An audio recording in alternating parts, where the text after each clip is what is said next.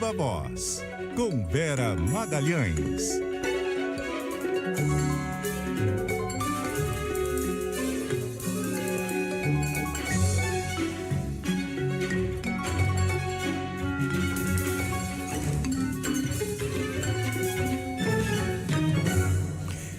Vera Magalhães, aqui com a gente no estúdio. Tudo bem, Vera? Oi, Sardenberg. Oi, Cássia. Oi, todo mundo que nos ouve e nos assiste. Hoje um pouquinho mais cedo. 1h07. É bom avisar, porque muitos ouvintes acertam os seus horários pelo horário dos comentaristas. Então, ninguém está atrasado, ninguém está adiantado. É a Vera que está adiantada. Eu estou adiantada. Boa tarde, Cássia. Vera, vida de ministro da Fazenda não é fácil em lugar nenhum do mundo e muito especialmente no Brasil.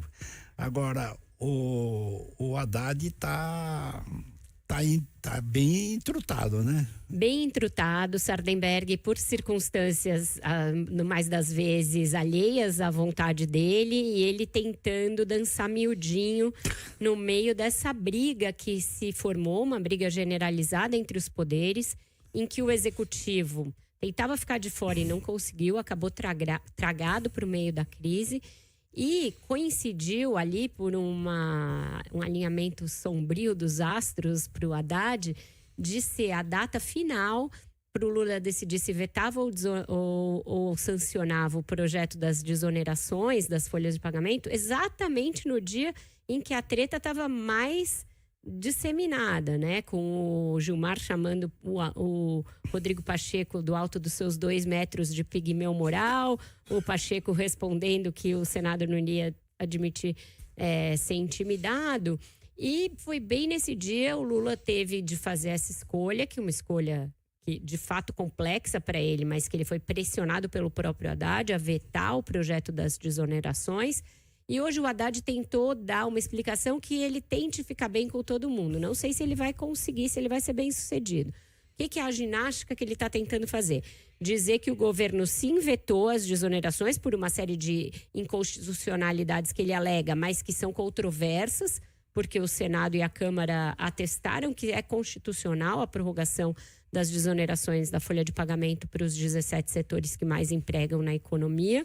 E dizer que o governo vai dar uma saída para esses setores em um outro momento. Ele não diz quando, ele não diz que saída vai ser, ele não diz se vai abarcar todo mundo. Mas ele diz que o governo vai costurar uma outra solução que não é essa de simplesmente prorrogar as desonerações. Com isso, o que ele está tentando buscar? Que a Câmara e o Senado e o Congresso no seu conjunto não paralisem as outras votações que são de interesse dele, da agenda econômica, em razão da enorme contrariedade criada pelo veto. O veto desagradou muito, por exemplo, o Arthur Lira, que agora era quem o governo contava para sair dessa enrascada da briga do Supremo com o Senado. Porque o que estava se configurando ali? Que o Lira ia ser a voz da razão nessa coisa, ia segurar essa PEC até os ânimos se acalmarem um pouco e aí ver se chegava a um acordo para que o Supremo restringisse as suas decisões monocráticas e passasse a não legislar, né, como o Congresso acusa o Supremo de legislar, mas por conta própria, sem ser por imposição de uma PEC. E aí, com isso, a PEC ia ficando lá de lado e a Câmara não votaria. Só que o Lira ficou muito bravo com o veto às desonerações e agora já não se sabe mais se ele vai dar essa forcinha para mediar esse conflito. Então, a agenda econômica hoje está no meio dessa briga toda, que é uma briga principalmente política. Não é que o Senado esteja, de fato, preocupado com o excesso de decisões monocráticas ou que o Supremo esteja preocupado ou não com a questão dos precatórios, que saiu da pauta em represália à aprovação da PEC com o voto do Jacques Wagner, é que está cada um querendo defender ali o seu quinhão de poder. É disso que se trata, né? Agora, Vera, são essas situações, assim, a gente está falando de uma disputa interna e tal, mas você imagina o seguinte, vamos falar do lado da empresa, né?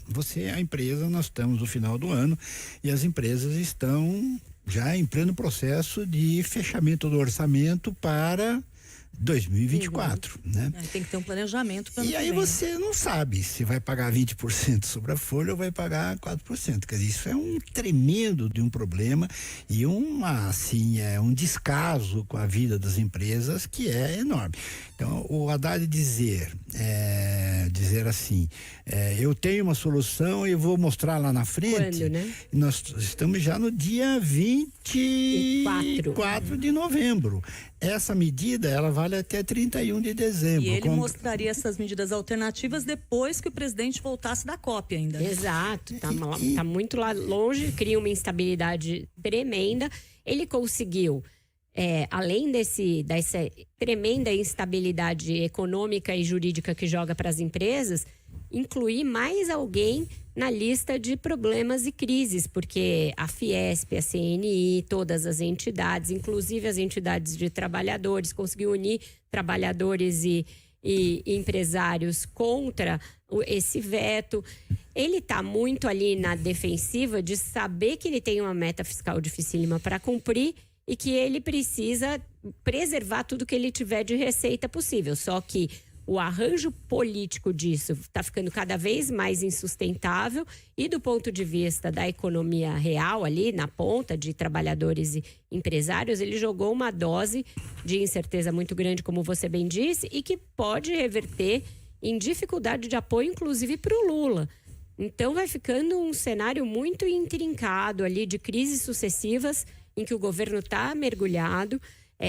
Para a imagem do presidente não vai ajudar nada se as empresas disserem, olha, a gente vai ter que começar a promover demissões porque não temos como marcar com a reoneração da folha e nem isso é garantia de que ele vai cumprir uma meta fiscal com a qual ele se comprometeu e que é muito, muito, muito ambiciosa, né? Caramba!